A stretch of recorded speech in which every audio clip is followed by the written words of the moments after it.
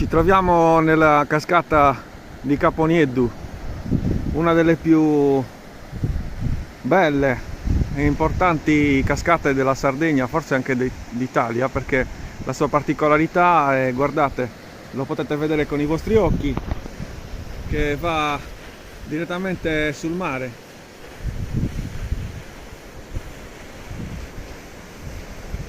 Questo è uno dei primi giorni in cui la cascata è visibile grazie alle piogge che ci sono state negli scorsi giorni.